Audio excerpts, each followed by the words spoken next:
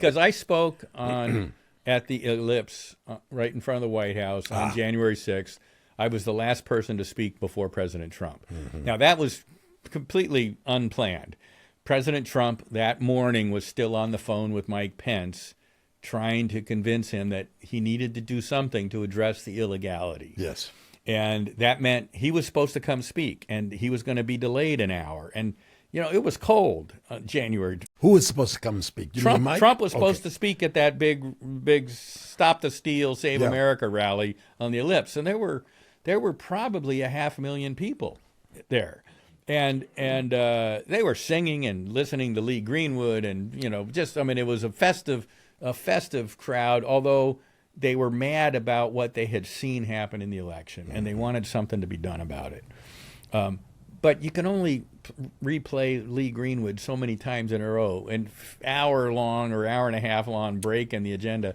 So the event organizers call over to the Willard Hotel, where Rudy and I and several others had what we called a war room, trying to track what was going on with the litigation, what legislators were objecting, all that stuff.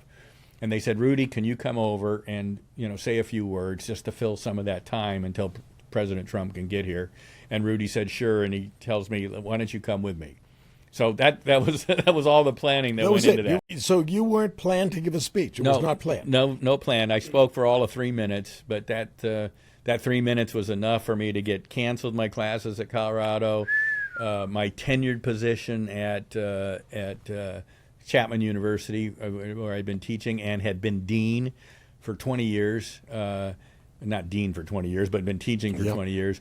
The massive amount of pressure by the faculty and what was your speech for that? I basically said we know that they had illegality, traditional evidence of fraud, dead people voting, and experts had told me the night before in the Georgia runoff election that they'd seen evidence of machine manipulation, similar to what they saw on November 5th and November 3rd in the presidential election.